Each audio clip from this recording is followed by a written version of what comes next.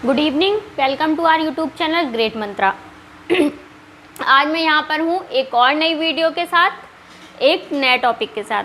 देखिए, हमारा जो टॉपिक है वो समावेशी शिक्षा चल रहा था। समावेशी शिक्षा में हमने क्या पढ़ा था? हमने समावेशी शिक्षा का अर्थ पढ़ लिया था और समावेशी शिक्षा कहाँ से आई है, इसका उदय कहाँ से हुआ है, ये भी हमने पढ़ा था। और देखिए, समावेशी शिक्षा में सामान्य और विशिष्ट दोनों प्रकार के बालकों का समावेशन किया जाता है। तो कल की वीडियो में अध्ययन किया था हमने विशिष्ट बालकों का। विशिष्ट बालकों में भी हमने कल अध्ययन किया था कि जो शारीरिक रूप से विशिष्ट बालक होते हैं, जैसे दृष्टिबाधित बालक होते हैं, श्रवण दोष वाले बालक होते हैं, वाणी दोष युक्त बालक होते हैं और अस्थि विकलांग बालक। इन 4 प्रकार के बालकों का अध्ययन हमने कल की वीडियो में किया था। आज की वीडियो जो हमारी है वो भी विशिष्ट बालकों को लेकर ही है, लेकिन कल हमने अध्ययन किया था शारीरिक रूप से विशिष्ट बालकों का, और आज की वीडियो में हम अध्ययन करने जा रहे हैं मानसिक रूप से विशिष्ट बालकों का। तो हम अपनी वीडियो को स्टार्ट करते हैं टाइम ना गवाते हुए।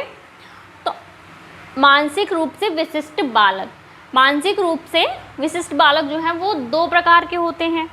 पहला आपका होता है मंदबुद्धि बालक और दूसरा होते हैं प्रतिभाशाली बालक। अब देखिए, मंदबुद्धि बालक कौन से होंगे? मंदबुद्धि बालक जो हैं, अलग अलग प्रकार के मनोवैज्ञानिकों ने अलग अलग प्रकार के बालक जो हैं वो मंदबुद्धि बालक बताए हैं। तो देखिए, फर्स्ट है टर्मन।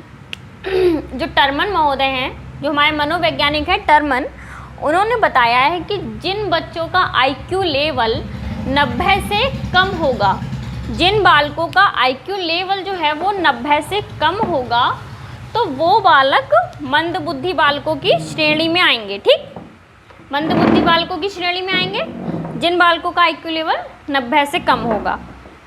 अगला सिरिल वर्ट जी कहते हैं कि जिन बालकों का IQ लेवल 85 से कम होगा, 85 से कम होगा, उन बालकों को मंदबुद्धि बालकों की श्रेणी में रखा जाएगा। अब देखिए, दोनों मनोवैज्ञानिकों ने अलग अलग बात कह दी। टर्मन कहते हैं कि 90 से कम वाले को मैं रखूँगा, और सिरिल वर्ट कहते हैं कि मैं तो 85 से कम वाले को रखूँगा। तो इन दोनों के बीच में अलग अलग मतभेद हो गया, दोनों ने अलग अलग मत दिए। फिर तीसरे मनोवैज्ञानिक आए हमारे, तीसरे मनोवैज्ञानिक क्रो एंड क्रो। तो क्रो एंड क्रो जी ने कहा, एक और तीसरी बात लेके आए कि क्रो एंड क्रो जी कहते हैं कि 80 से कम IQ लेवल जिन बच्चों का होगा, उन बालकों को मंदबुद्धि बालकों की श्रेणी में रखा जाएगा। तीनों मनोवैज्ञानिकों ने अपने अलग अलग प्रकार के 3 प्रकार के मत दिए। ठीक है, तीनों प्रकार के मनोवैज्ञानिकों ने अलग अलग IQ लेवल के बालकों का बताया कि मैं इनको मंदबुद्धि बालकों की श्रेणी में रखूँगा, मैं इनको रखूँगा। लेकिन परीक्षा की दृष्टि से मान लीजिए क्या महत्वपूर्ण है, हमें तो परीक्षा में एक ही ऑप्शन राइट करना है, 3 ऑप्शन तो आएंगे नहीं कि इस मनोवैज्ञानिक के अनुसार या इस मनोवैज्ञानिक के अनुसार। तो हमें मंदबुद्धि बालकों का IQ लेवल 90 से कम ये सही करना है। ठीक है, ऑप्शन में अगर आता है कि 90 से कम जिन बच्चों का IQ लेवल होता है, तो कौन से होते हैं? मंदबुद्धि बालक होते हैं। अगला देखिए, आगे बढ़ते हैं। आगे यह है कि हम मंदबुद्धि बालकों की पहचान कैसे करेंगे। मनोवैज्ञानिकों ने तो बता दिया कि IQ लेवल इससे कम हो, हम IQ लेवल तो चेक नहीं कर पाएंगे, तो हम कैसे पहचान करेंगे? तो देखिए, हम ऐसे पहचान करेंगे, हम 2 प्रकार के मेथड से पहचान कर सकते हैं। पहला तो अवलोकन करके कर सकते हैं। ठीक, अवलोकन का मतलब होता है देखकर। पहला देखकर कर सकते हैं, और दूसरा है प्रमाणीकृत परीक्षण। प्रमाणीकृत परीक्षण किसके द्वारा करा जाएगा? मनोवैज्ञानिकों के द्वारा। ठीक है, मनोवैज्ञानिकों के द्वारा जो परीक्षण किया जाएगा वो प्रमाणीकृत परीक्षण। तो ये 2 तरीके हैं हमारे पास जिससे हम पहचान कर सकते हैं मंदबुद्धि बालकों की। अब इनके अंदर भी कुछ प्रकार हैं कि इनके अंदर हमें करना क्या है। तो देखिए, अवलोकन कौन करेगा? अवलोकन या तो सहपाठी करेगा, मतलब उस बालक के साथ जो बालक पढ़ रहे हैं, या तो वो अवलोकन करेगा, वो देख के बताएगा कि ये मंदबुद्धि का है या सामान्य बुद्धि का है या प्रतिभाशाली है, या फिर अध्यापक। तो ये दोनों जो है वो देखकर बता पाएंगे क्या कि ये बालक मंदबुद्धि है या नहीं है। देखिए, अगर मान लीजिए इतना तो सबको पता होता है ना कि अगर हमारे साथ में कोई बच्चा बैठा है, कोई बच्चा हमारे साथ में पढ़ रहा है, हम क्लास में उसके साथ पढ़ते हैं, तो इतना तो हमें आइडिया लग ही जाता है कि ये बालक पढ़ने में कैसा है। लेकिन हम ये नहीं बता सकते कि वो मंद बुद्धि है। सामान्य बालकों में हम अलग अलग श्रेणियों में उसे बांट सकते हैं कि सामान्य है, लेकिन मंद बुद्धि है ये हम नहीं बोल सकते। अगर हमें पता भी है तब भी हम नहीं बोल सकते। क्या अगर वो बालक कहेगा कि भाई तुम मंद बुद्धि हो, तो क्या वो बालक मानेगा? अगर मैं आपसे कहूँ आप मंद बुद्धि हो, तो आप मानोगे? नहीं मानोगे। इसी प्रकार से अगर कोई शिक्षक, अगर कोई टीचर कहता है कि ये बालक मंद बुद्धि है, तो वो बालक नहीं मानेगा। तो इसीलिए ये जो तरीका था, ये तरीका तो फेल हो गया हमारा। अब दूसरा तरीका, दूसरा क्या है? प्रमाणीकृत परीक्षण, जो कि मनोवैज्ञानिकों के द्वारा किए जाएंगे। इनमें भी क्या क्या, किस किस प्रकार से परीक्षण किए जाएंगे? पहला आपका है बुद्धि परीक्षण। पहला है बुद्धि परीक्षण, मतलब उनकी बुद्धि का परीक्षण किया जाए कि किस बच्चे का IQ लेवल कितना है। इसके बारे में हम भी आगे पढ़ेंगे, IQ लेवल क्या होता है। तो कहने का मतलब ये, उस बच्चे का बुद्धि परीक्षण किया जाए, उसकी बुद्धि को मापा जाए, तब पता चल सकता है कि ये बालक मंद बुद्धि है या नहीं है। दूसरा है व्यक्तित्व परीक्षण, मतलब उसकी पर्सनैलिटी का परीक्षण, मतलब कि उसके अंदर पर्सनली कौन कौन सी पावर्स छुपी हैं, कौन कौन सी पावर्स नहीं हैं, कि इसके अंदर कौन कौन सी ऐसे गुण हैं कि जिनसे हम पता लगा सकते हैं कि ये मंद बुद्धि है या नहीं है। अगला रुचि परीक्षण, उस बालक की रुचियों का परीक्षण करना, कि मतलब ये इस बालक को कौन कौन सी ऐसी चीज़ें पसंद हैं, उसकी हॉबीज़ क्या क्या हैं, इन चीज़ों को हम देखकर भी पता लगा सकते हैं। अगला है उपलब्धि परीक्षण, कि उस बालक को किस चीज़ की उपलब्धि प्राप्त है। उपलब्धि में तो यही चीज़ आई, तो उस बालक को किस चीज़ की उपलब्धि प्राप्त है, इन चीज़ों को देखकर भी हम इन सारी चीज़ों का परीक्षण करके भी पता लगा सकते हैं। लेकिन इन चारों परीक्षणों में भी सबसे ज़्यादा जो सहायक सिद्ध हुआ वो कौन सा परीक्षण हुआ? सबसे ज़्यादा जो सहायक सिद्ध हुआ वो है आपका बुद्धि परीक्षण। ठीक, बुद्धि परीक्षण का प्रयोग सबसे ज़्यादा किया गया और सबसे ज़्यादा परिणाम जो है वो इसी से अच्छा प्राप्त हुआ। तो अब देखते हैं कि बुद्धि परीक्षण आया कहाँ से। तो 1905 सन 1905 ईस्वी में विनय साइमन बुद्धि परीक्षण दिया गया। इस बुद्धि परीक्षण का नाम आप सभी ने सुना होगा। तो 1905 ईस्वी में विनय साइमन बुद्धि परीक्षण दिया गया। ये दो मनोवैज्ञानिकों ने मिलकर दिया। किसने? अल्फ्रेड विनय ने और साइमन ने। इन दो मनोवैज्ञानिकों ने मिलकर एक बुद्धि परीक्षण दिया सन 1905 में। तो इस बुद्धि परीक्षण को विनय साइमन बुद्धि परीक्षण कहा गया। क्या कहा गया? विनय साइमन बुद्धि परीक्षण कहा गया। अब इसके बाद आगे देखते हैं। इसके बाद सन 1908 में क्या हुआ? 1908 में विनय, अब यही जो पहले वाले विनय थे ना, पहला वाला बुद्धि परीक्षण इन्होंने साइमन जी के साथ में मिलकर दिया था।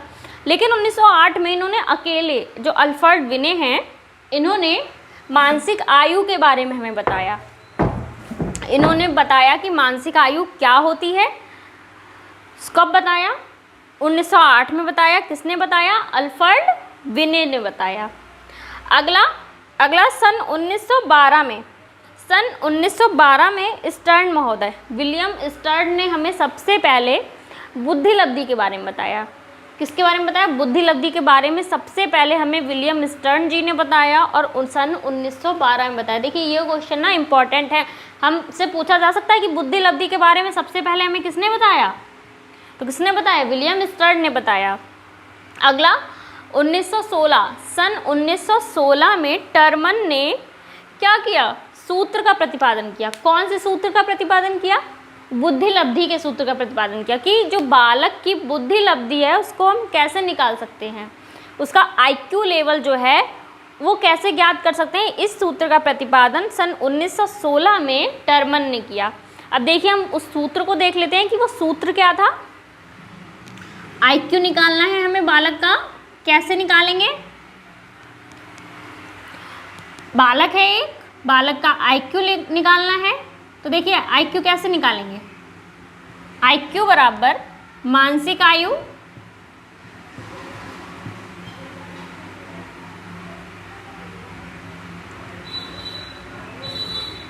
मानसिक आयु बटे वास्तविक आयु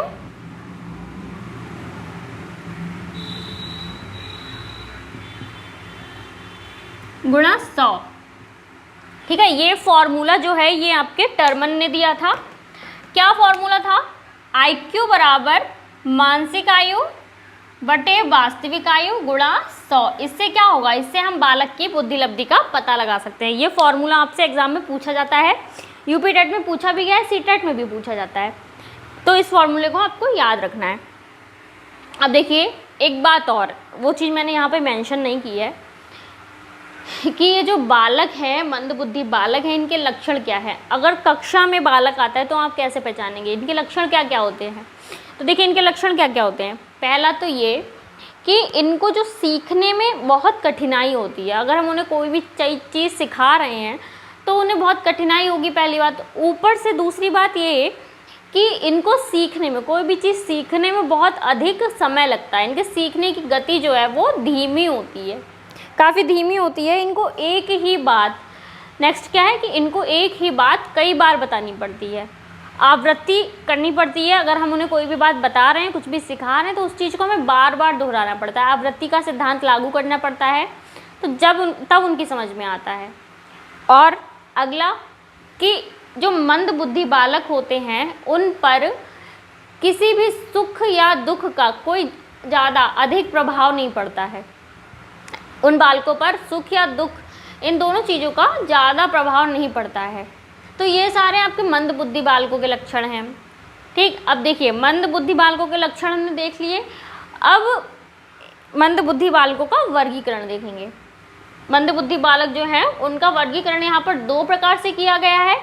पहला है मनोवैज्ञानिक आधार पर और दूसरा है आपका शैक्षिक आधार पर। अब पहले हम देखेंगे कि मनोवैज्ञानिक आधार पर मनोवैज्ञानिकों ने किस प्रकार से मंदबुद्धि बालकों का वर्गीकरण किया, कि मंदबुद्धि बालकों के अंदर भी हम वर्गीकरण करेंगे, इनको भी अलग अलग श्रेणी में बांटेंगे। तो पहला आपका है कि 50 से 80 के मध्य जिन बच्चों का IQ लेवल है, बुद्धि लब्धि निकालना तो हम जान गए, IQ निकालना, अब IQ निकाल के हम देख ही सकते हैं। तो 50 से 80 के मध्य जिन बालकों का IQ लेवल है उनको हम सामान्य मंदता की श्रेणी में रखेंगे। ठीक है, कि ये बालक ज़्यादा मंद बुद्धि नहीं हैं। इन बालकों को अगर हम प्रयास करें, ये बालक प्रयास करें, इन पर अधिक ध्यान दिया जाए, तो इन बालकों को हम सामान्य बालकों की तरह बना सकते हैं। अगला है 35 से लेकर 49। अगर बालक का IQ लेवल जो है वो 35 से 49 के बीच में है तो उन बालकों को मध्यम वर्गीय मंदता की श्रेणी में रखा जाएगा। ठीक, मध्यम वर्गीय मंदता की श्रेणी में रखा जाएगा। अगला है कि 20 से 40 अगर IQ लेवल है, बालक का IQ लेवल जो 20 से 40 के बीच में है, तब क्या होगा? तब गंभीर मंदता की श्रेणी में रखा जाएगा इनको, गंभीर मंदता की श्रेणी में। नेक्स्ट क्या है? 20 से नीचे, 20 से नीचे अगर IQ लेवल है तो इनको अति गंभीर मंदता, मतलब इनके अंदर जो मंद बुद्धि है ये बहुत अधिक है कि इनका कोई उपाय नहीं कर सकते हम। पहली बात तो वैसे भी इनका कोई उपाय नहीं, अभी मैं आपको उपाय बताऊंगी तब मैं बताऊंगी। अगला क्या है? शैक्षिक आधार पर। अब देखिए शैक्षिक आधार पर कैसे है? शैक्षिक आधार पर ऐसे है कि जिन बालकों को हम शिक्षित कर सकते हैं, शिक्षित किए जाने वाले जो बालक हैं उनका IQ लेवल 50 से 85 है, तो उन बालकों को हम शिक्षित कर सकते हैं, उनको हम शिक्षा प्रदान कर सकते हैं। अगला है प्रशिक्षित किए जाने वाले। अब शिक्षित किए जाने वाले और प्रशिक्षित किए जाने वाले अलग अलग हैं, उनको हम शिक्षित कर सकते हैं, इनको हम प्रशिक्षित कर सकते हैं। तो प्रशिक्षित किए जाने वाले बालकों का IQ लेवल 20 से 49। नेक्स्ट कि इनको ना तो शिक्षित किया जा सकता है और ना ही प्रशिक्षित किया जा सकता है। तो ये बालक जो है, ये 20 से कम IQ लेवल वाले जो बालक होते हैं उनको इस श्रेणी में रखा गया है कि उन बालकों को ना तो शिक्षित किया जाएगा और ना ही प्रशिक्षित किया जाएगा। आगे देखिए, अब हम सावधानियां क्या बरतेंगे जब हम इन बालकों का समावेशी शिक्षा में समावेशन करेंगे, तब सावधानियां क्या बरतेंगे? सावधानियां ये बरतेंगे कि उन बालकों को पर विशेष ध्यान देना होगा हमें। सामान्य बालकों की अपेक्षा हमें उन बालकों पर थोड़ा अधिक ध्यान देना होगा। उसके बाद उन बालकों को और सामान्य बालकों को और प्रतिभाशाली बालकों को, तीनों को बालकों को हमें समान समझना है। और हमें ऐसी शिक्षण विधि का प्रयोग करना है जो कि तीनों प्रकार के बालकों को अच्छे से समझ में आए। तो उस शिक्षण विधि का हम प्रयोग करेंगे जिससे कि तीनों प्रकार के बालकों को समझ में आए। और क्या कि जब हमारी कक्षा का जो शिक्षण कार्य है वो प्रारंभ होकर समाप्त हो गया है, जो कंप्लीट हो गया है, पूर्ण हो गया है, उसके बाद हम जो मंद बुद्धि बालक हैं उनको 10-15 मिनट एक्स्ट्रा अलग से उनको थोड़ा ज्ञान दिया जाए, उनको थोड़ा अधिगम क्रिया कराई जाए, उन पर थोड़ा ध्यान दिया जाए। तो इससे क्या होगा, ये सारी सावधानियां हमें बरतनी चाहिए जब हम उनका समावेशन कर रहे हैं।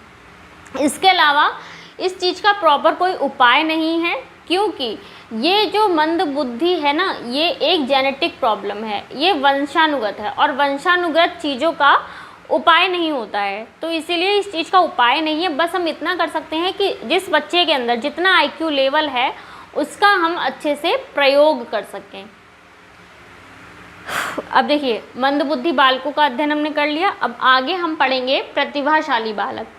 जो प्रतिभाशाली बालक होते हैं, इन बच्चों का IQ लेवल है 130 से ऊपर होता है। ठीक, 130 से ऊपर के IQ लेवल के जो बच्चे होते हैं वो प्रतिभाशाली होते हैं। अब आपको यहाँ से क्वेश्चन मिल सकता है कि प्रतिभाशाली बालकों का IQ लेवल कितना होता है, तो ऑप्शन आपको राइट करना है कि 130 से ऊपर होता है। और सामान्य बालकों का IQ लेवल 90 से 120 या 130 के मध्य होता है और मंद बुद्धि बालकों का IQ लेवल 90 से कम होता है। ठीक, ये तीनों प्रकार के बालकों का IQ लेवल हमने जान लिया है, क्योंकि एग्जाम में क्वेश्चन मिल जाता है। तो प्रतिभाशाली बालक जो है, प्रतिभाशाली बालकों की पहचान कैसे होगी, तो इनकी पहचान भी इसी प्रकार से होगी कि अवलोकन के द्वारा और प्रमाणीकृत परीक्षण के द्वारा। अवलोकन में सहपाठी के द्वारा अवलोकन किया जा सकता है, अध्यापक के द्वारा अवलोकन किया जा सकता है, इन दोनों में से। लेकिन ये दोनों अवलोकन करेंगे अगर, तो वो इतना सहायक सिद्ध नहीं होगा जितना कि प्रमाणीकृत ये है कि प्रमाणीकृत परीक्षण ये क्या है, ये प्रमाण से मिलता है। इसमें हम बुद्धि परीक्षण कर सकते हैं, व्यक्तित्व परीक्षण किया जा सकता है, रुचि परीक्षण किया जा सकता है और उपलब्धि परीक्षण किया जा सकता है। ठीक, ये 4 प्रकार के जो परीक्षण हैं ये किए जा सकते हैं प्रतिभाशाली बालकों का पता लगाने के लिए। ठीक, अब आगे क्या है, इसमें भी यही है कि बुद्धि परीक्षण जो है वो सबसे ज़्यादा सहायक सिद्ध हुआ। तो उसी से हमें पता चला कि प्रतिभाशाली बालकों का IQ लेवल 130 से ऊपर होता है। अब देखिए, प्रतिभाशाली बालक जो है इनके लक्षण क्या है। प्रतिभाशाली बालकों के लक्षण मंद बुद्धि बालकों के ठीक उल्टे हैं। जैसे कि मंद बुद्धि बालकों को सीखने में कठिनाई हो रही थी, इन बालकों को सीखने में कोई कठिनाई नहीं होती है, ये बड़ी ही सरलता से सीख जाते हैं। और मंद बुद्धि बालकों की जो सीखने की गति थी वो बहुत ही धीमी थी, और प्रतिभाशाली बालक जो हैं इनकी सीखने की गति धीमी नहीं बल्कि तीव्र है। और प्रतिभाशाली बालक जो है वो जिज्ञासु होते हैं। प्रतिभाशाली बालकों को हम ऐसे पता लगा सकते हैं कि कक्षा में हम पढ़ा रहे हैं तो वो बार बार हमसे प्रश्न करेंगे, उनके अंदर जिज्ञासा प्रवृत्ति होगी और रुचि भी होगी कि हम जिस चीज़ को सिखा रहे हैं उनके अंदर रुचि भी उत्पन्न होगी। तो इस प्रकार से हम देख सकते हैं कि कौन से बालक प्रतिभाशाली हैं, कौन से मंद बुद्धि बालक हैं। ठीक है, अब प्रतिभाशाली बालकों, लेकिन अति किसी भी चीज़ की बुरी होती है, इस चीज़ को हम आगे देखेंगे। प्रतिभाशाली बालकों का अध्ययन हमने कर लिया, अब आगे हम कुछ और प्रकार के बालक देखेंगे। ये जो अलग हैं कि ये आपके यूपी टेट के सिलेबस में हैं, इसीलिए हमें उनका अध्ययन करना है, लेकिन परीक्षा की दृष्टि से इतने महत्वपूर्ण नहीं है क्योंकि परीक्षा में यहाँ से कोई क्वेश्चन नहीं आता है। आज की जो वीडियो है इस पोर्शन से आपको 3-4 ऐसे क्वेश्चन मिल जाते हैं। IQ लेवल आपसे पूछ सकता है और ये पूछ सकता है कि बुद्धि लब्धि का सूत्र क्या होता है, बुद्धि लब्धि किसने दी। इन चीज़ों के बारे में थोड़ा आपको ध्यान रखना पड़ेगा कि जो मतलब सन वाली चीज़ें हैं कि कौन सी सन में क्या दिया गया, किस मनोवैज्ञानिक ने दिया है, ये सारी चीज़ें आपको याद रखनी है। अब आगे हम पढ़ेंगे समस्यात्मक बालक कि समस्यात्मक बालक कौन से होते हैं। तो समस्यात्मक बालक वे होते हैं जो समस्या उत्पन्न करते हैं। कब समस्या उत्पन्न करते हैं?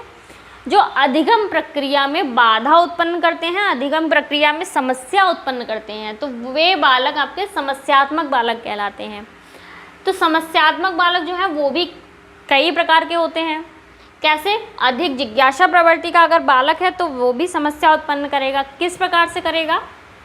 देखिए अधिक जिज्ञासु अगर बालक है ना, तो वो कक्षा में अगर शिक्षण कार्य चल रहा है, शिक्षण प्रक्रिया चल रही है, तो बार बार बाधा उत्पन्न करेगा। कैसे बार बार बाधा उत्पन्न करेगा कि अगर शिक्षक ने कोई नया शब्द यूज किया तो उसने नए शब्द को विस्तृत तो करेगा शिक्षक, लेकिन जो जिज्ञासु प्रवृत्ति का बालक है वो उस चीज़ में भी क्वेश्चन करेगा, प्रश्न करेगा अलग अलग प्रकार के, जिससे क्या होगा कि कक्षा का जो वातावरण है वो बिगड़ेगा, कक्षा डिस्टर्ब होगी, सभी बच्चे डिस्टर्ब होंगे। तो अधिक जिज्ञासा प्रवृत्ति होना जो है वो बाधा उत्पन्न करती है शिक्षण प्रक्रिया में।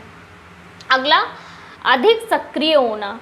देखिए अधिक सक्रिय होने का मतलब ये है कि दूसरों के अधिकारों का, दूसरे के अवसरों का हनन करना। किस प्रकार से करना कि अगर बालक जो है वो अधिक सक्रिय है, तो शिक्षक ने कक्षा में प्रश्न किया, सभी बच्चों से किया, लेकिन एक बालक जो है वो अधिक सक्रिय है तो सारे प्रश्नों का उत्तर वही दे रहा है। जब तक कि दूसरा बच्चा सोच पाता है कि मैं जवाब दूं, तब तक वो दे देता है, क्योंकि वो ज़्यादा सक्रिय है। तो ऐसे क्या हो रहा है कि वो दूसरे बच्चों की हानि कर रहा है, उनके अवसरों का हनन कर रहा है। तो ये भी कक्षा में समस्या उत्पन्न कर सकता है। अगला है ध्यान का अभाव, कि अगर जो बालक है, बालक में ध्यान का अभाव है, हम उसे पढ़ा कुछ रहे हैं, वो सोच कुछ और रहा है, तन से क्लास में है, मन से नहीं है, तो ये चीज़ भी बालक के ज्ञान के लिए और कक्षा में बाधा उत्पन्न करती है। कि मैं आपको पढ़ा रही हूँ कक्षा में, आपका ध्यान कहीं और है, मैंने आपसे आंसर पूछा किसी चीज़ का, आपने आंसर कुछ और दिया, ठीक, फिर क्या होगा, थोड़ी देर के लिए कक्षा डिस्टर्ब होगी, सब हंसेंगे पहले तो। इससे क्या होगा, जो शिक्षण प्रक्रिया चल रही थी एक सुचारू रूप से, एक अच्छे ढंग में, तो वो अव्यवस्थित हो जाएगी। तो इससे क्या होगा, शिक्षण प्रक्रिया में, अधिगम प्रक्रिया में बाधा उत्पन्न होगी। अगला क्या है, प्रतिभाशाली। देखिए अभी मैंने बताया ना कि अति हर चीज़ की बुरी होती है, तो प्रतिभाशाली अगर अधिक है बालक, तो अधिक प्रतिभाशाली बालक क्या होगा, अधिक प्रतिभाशाली बार बार अनेक प्रकार के क्वेश्चन पूछेगा, वहाँ तक तो ठीक है। अब जैसे हमारे लिए तो हर बच्चा समान है, पूरी कक्षा समान है, सभी बच्चे समान हैं, सबको समान समझ के हमें पढ़ाना है। समावेशी शिक्षा का उद्देश्य यही है ना कि सबको समान समझना है। तो प्रतिभाशाली बालक जो है, अगर मैं सबको समान समझ के कुछ भी पढ़ाऊँगी, प्रतिभाशाली बालक को पहले से आता है, तो वो क्या कहेगा, मैम ये चीज़ मत पढ़ाइए, मुझे आती है, लेकिन मुझे ऐसा नहीं करना है क्योंकि मेरे लिए सब बच्चे समान हैं। तो इससे क्या होगा, उसके लिए भी बाधा है, मेरे लिए भी बाधा उत्पन्न होगी, शिक्षण प्रक्रिया में बाधा उत्पन्न होगी। अगला, मंदबुद्धि बालक। देखिए मंदबुद्धि बालक जो है वो ऐसे बाधा उत्पन्न करेंगे कि उनको कोई भी चीज़ मैं समझाऊंगी, मैं समझ में नहीं आएगी। अगर शिक्षक उनको कोई भी चीज़ समझा रहा है तो वो बार बार उस चीज़ को पूछेंगे, उन्हें जल्दी समझ में नहीं आएगा, तो जिससे उनके साथ साथ पूरी कक्षा जो है वो पीछे हो जाएगी, पिछड़ जाएगी, और इससे क्या होगा कि समस्या उत्पन्न होगी। अब देखिए आगे एक प्रकार के बालक और बचे हैं जिनका अध्ययन हमें करना है, तो वो कौन से हैं, वो हैं अपराधी बालक। अब देखिए अपराधी बालक कौन से होते हैं, अपराधी बालक वही होंगे ना जो अपराध करेंगे। अब बालक कौन सा अपराध करते हैं भाई, करते हैं, देखिए 6 वर्ष से लेकर 18 वर्ष तक की आयु के वे बच्चे जो कोई ऐसा कार्य करते हैं जो समाज में स्वीकार ना किया जाए। ये जो हमारी सोसाइटी है, समाज है, इसमें बहुत से कार्य नहीं स्वीकारे जाते हैं। तो ऐसा कार्य अगर बालक कर रहा है जिसकी आयु 6 वर्ष से 18 वर्ष तक है, तो वे बालक अपराधी बालक कहलाते हैं। और जो वो बालक ऐसा कार्य कर रहे हैं तो वह कार्य अपराध कहलाएगा। तो देखिए अपराधी बालक जो है वो कौन कौन से अपराध करते हैं, कौन कौन सी ऐसे कार्य हैं जो समाज की नज़र में अपराध हैं, तो जिनको करके बालक जो है वो अपराधी बन जाता है। तो पहला देखिए कि किसी भी सार्वजनिक स्थल पर आपका अकारण घूमना वो समाज में स्वीकार नहीं किया जाता है, तो ये एक प्रकार का अपराध है। जैसे आप सिनेमा घर के सामने आपको मूवी नहीं देखनी है, पिक्चर नहीं देखनी है, फिल्म नहीं देखनी है, तब भी आप बिना कारण के सिनेमा घर के बाहर घूम रहे हैं, इधर उधर चक्कर लगा रहे हैं, तो ये क्या है, ये समाज के नज़र में अपराध है। ऐसे ही किसी पार्क के बाहर आप बार बार चक्कर लगा रहे हैं, वहाँ पर बिना किसी कारण, बिना किसी काम के घूम रहे हैं, तो वो भी समाज की नज़रों में एक प्रकार का अपराध है। इसी प्रकार से किसी के घर के सामने, किसी कॉलोनी में, कहीं भी ऐसे सामाजिक स्थल पर, किसी भी सार्वजनिक स्थल पर आप ऐसा काम करते हैं, ऐसे घूमते हैं बिना फालतू में, कोई काम नहीं है आपको, तो ये सारे कार्य जो हैं ये आपके अपराध में आते हैं। समाज के द्वारा ये स्वीकारा नहीं जाएगा। इसी प्रकार से आप रेलवे प्लेटफॉर्म पे अगर बिना टिकट के घूमते हैं तो डेली घूमते हैं, अगर एक दिन है कोई बात नहीं, गलती है माफ़ कर दी जाती है, लेकिन रोज़ आप रेलवे प्लेटफॉर्म पे बिना टिकट के घूम रहे हैं तो ये एक प्रकार का अपराध है। उसके बाद अगर कोई बालक है वो चोरी कर रहा है, रोज़ चोरी कर रहा है, तो ये भी एक प्रकार का अपराध है। तो इन बालकों के अपराध को रोकने के लिए एक कार्य किया जाता है, एक उपाय है, इन बालकों को बाल सुधार गृह में भेजा जाता है। ठीक,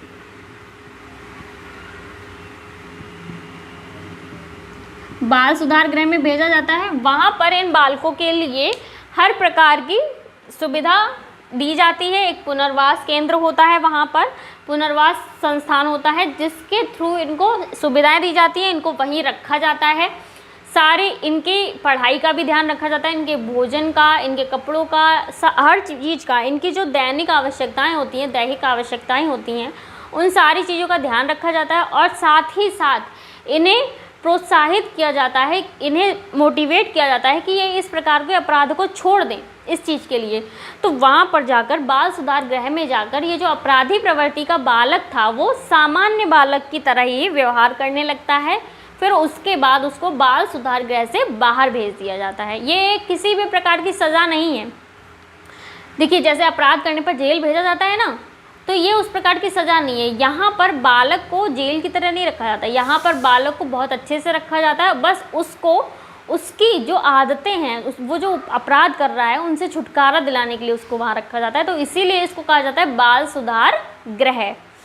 ठीक, तो आज की वीडियो में हमने कितने प्रकार के बालकों का अध्ययन किया? आज की वीडियो में हमने मानसिक रूप से विशिष्ट बालकों का अध्ययन किया। पहला मंदबुद्धि बालक और दूसरा प्रतिभाशाली बालक।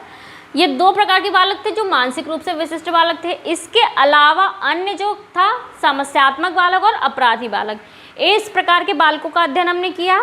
अब आगे की वीडियो में हम वो चीज़ कवर करेंगे। अगर समावेशी शिक्षा का कोई भी पोर्शन बाकी रह गया होगा तो वो हम आगे की वीडियो में देखेंगे। अगर नहीं बचा होगा तो कल की वीडियो में हम मोटिवेशन, अभिप्रेरणा, ये टॉपिक हमारा जो है वो स्टार्ट करेंगे। इस टॉपिक में भी कुछ बहुत इंपॉर्टेंट चीज़ें हैं, वहाँ से भी आपको 1 या 2 क्वेश्चन ज़रूर मिलता है। तो कोई भी वीडियो मिस मत कीजिएगा और वीडियो को पूरी देखा कीजिए, क्योंकि वीडियो के लास्ट में कुछ इंटरेस्टिंग भी हो सकता है, वीडियो के बीच में भी कुछ इंटरेस्टिंग हो सकता है। तो अगर आपको आगे वीडियोस चाहिए तो आपको चैनल को सब्सक्राइब करना पड़ेगा। वीडियो पसंद आई हो तो वीडियो को लाइक कीजिए, और अगर कोई इशू है, कोई प्रॉब्लम है, कोई क्वेश्चन है आपका, तो कमेंट कीजिए। और अगर अभी तक वीडियो को शेयर नहीं किया है तो शेयर कीजिए। तब तक के लिए बने रहिए ग्रेट मंत्रा के साथ। मिलते हैं अगली वीडियो में। धन्यवाद।